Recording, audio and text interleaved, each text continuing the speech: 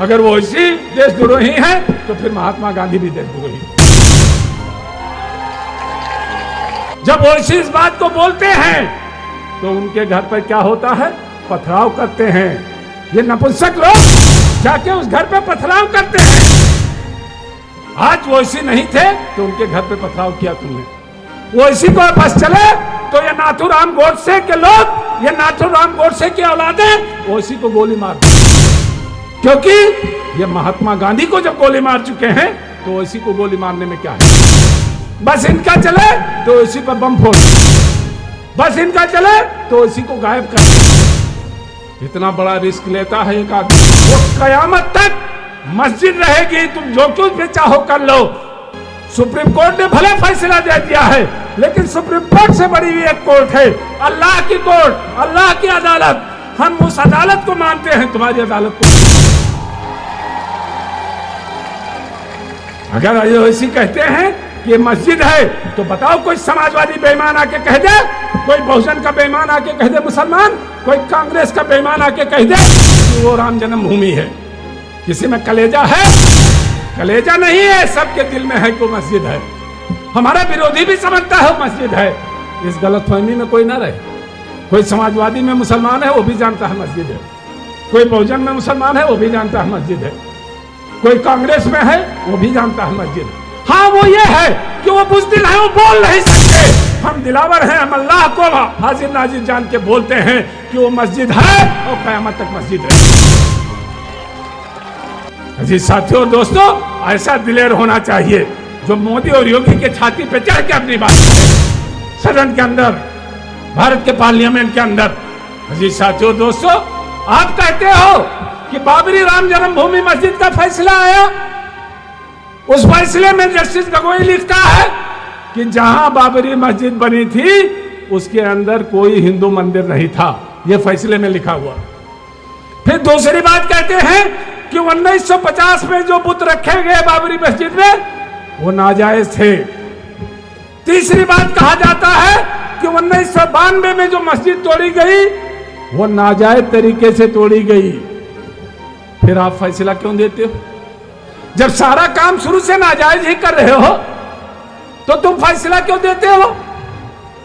मैं कहूं कि डॉक्टर मन्नान हूं मैं, और मैं कहूं कि मेरे दादा यही पैदा हुए थे, तो क्या आप मान लोगे? मैं कहूं मैं बहुत बहादुर आदमी हूं, मैं बहुत बड़ा आदमी हूं, इसलिए ऐलान मेरी है, क्योंकि मेरा विश्वास है, मेरा आशा है कि मेरे दादा यही पैदा हुए थे। तो क्या फैसला लोगे? आस्था के बुनियाद पर क्या फैसला होगा? विश्वास के नाम पर कि जमीन डॉक्टर मन्नान को दे दी जाए, और न खसरा न खतौनी, जिसके पास न खसरा था न खतौनी थी, तुमने दे दिया राम मंदिर को जगह। कौन बोला? कोई आलिम बोला? कोई लीडर बोला? कोई हिंदुस्तान में बोला?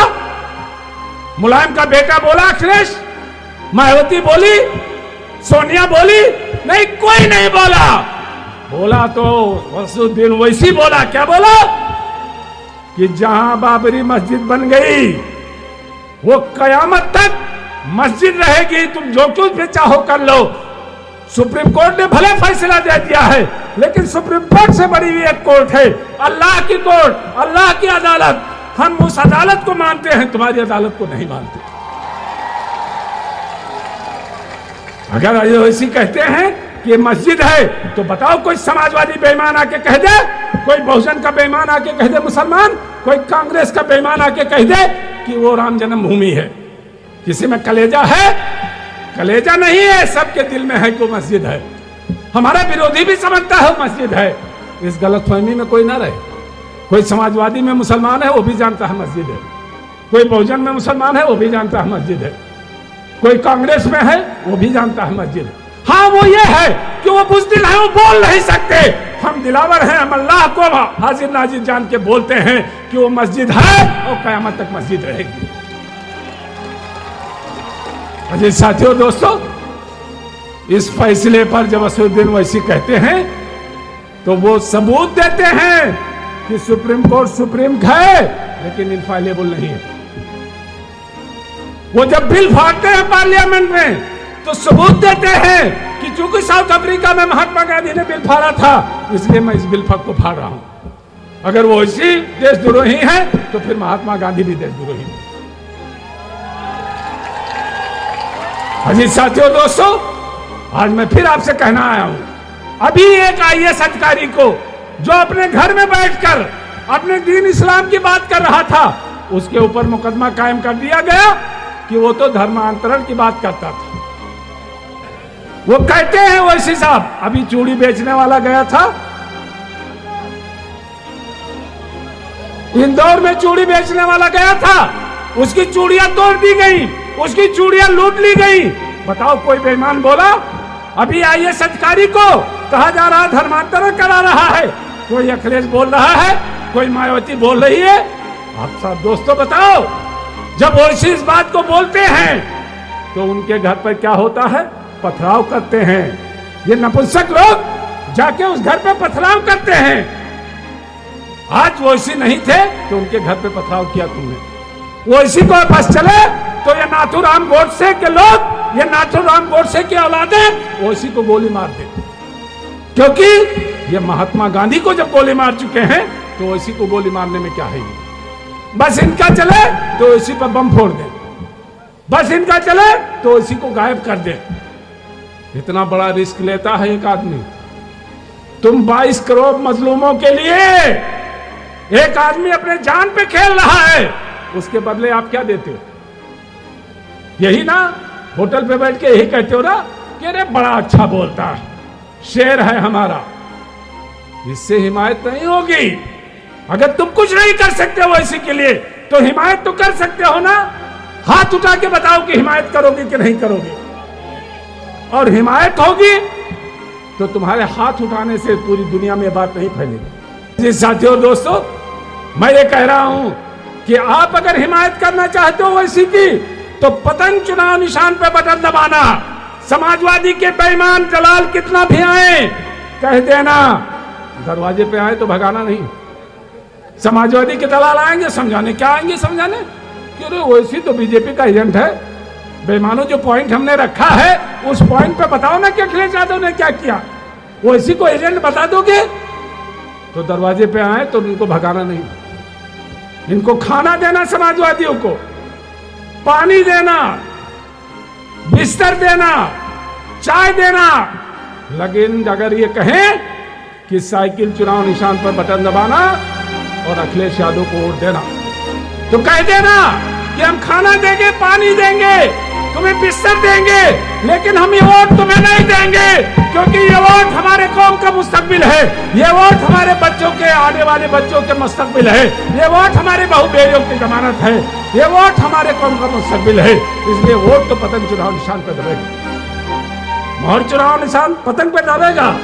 और ऐसा करोगे तो मैं बता दूं आपको कि रुख से पर्दा हटा दे जरा साकिया, रुख से पर्दा हटा दे जरा साकिया। बस अभी रंग महफिल बदल जाएगी, जो हैं बेहोश वो होश में आएंगे, हश्र का सारा नक्शा बदल जाएगा। आज मायूस मत होना। आज तुम्हारे साथ चंद्रशेखर रावण आए हैं, आज तुम्हारे साथ ओम प्रकाश राजभर आए हैं, आज तुम्हारे साथ शिवपाल यादव जी आए हैं। कल अगर इस देश पर अगर मुख्यमंत्री बनना है तो अखिलेश यादव हमारी चौखट पे तुम्हें आना होगा। तुम्हारे बस का नहीं, तुम हारते हो। राहुल गांधी हारता है अमेठी से, फिर कहां जाता? वायनाड, क्योंकि वायनाड में 50% मुसलमान। तो वायनाड जाते हो तो तुम्हारी आबरू बचती है, नेहरू के पोते की आबरू तब बचती है जब मुसलमान अपना वोट देता है। मुलायम सिंह यादव के बेटे की आबरू तब बचती है जब वो इटावा छोड़कर आजमगढ़ में आता है जहां मुसलमानों की आबादी है। मुलायम सिंह यादव की सेकुलरिज्म तब बचती है जब तुम आजमगढ़ आते हो, वरना तुम्हारी डिंपल यादव, तुम्हारा धर्मेंद्र यादव, तुम्हारी जो है राम गोपाल यादव का बेटा, सारे के सारे लोग तुम्हारे गढ़ में हार जाते हैं। क्या वो इसे हराने गए थे? क्या वो इसे हराने गए थे? अभी सिद्धू ने पार्टी छोड़ दिया। कांग्रेसियों को कोई भरोसा नहीं कब ये भाजपाई हो जाए और कब ये कांग्रेसी हो जाए। पहले सिद्धू भाजपाई था, वो कांग्रेसी बना। अब कैप्टन कांग्रेसी था, भाजपाई बना। तो कांग्रेसियों को तो भरोसा बिल्कुल मत करना। जगदम्बिका पाल और जितने भी लोग हैं सब के सब कांग्रेसी ही तो थे। तो ये कब अंबेडकरवाद को नीलाम कर दे, कब ये नेहरूवाद को नीलाम कर दे, जब ये गांधीवाद को नीलाम कर दे, कब ये लोहियावाद को नीलाम कर दे भरे चौराहे पर, और भाजपा में घुस जाए, इनका कोई भरोसा नहीं। इनका अब कोई भरोसा नहीं करना है। रिले किसका कैसा नारा कैसा कौल, कहते हैं बोल मुलायम हल्ला बोल। कैसे हल्ला बोले? कहते हो बोल मुलायम हल्ला बोल, कहते ना अब हल्ला नहीं बोलेंगे। कैसा नारा कैसा कौल, भेज कमीनों पे लाहौल हल्ला बोल। अल्लाह का नाम लो और पतंग चुराने साथ बोल।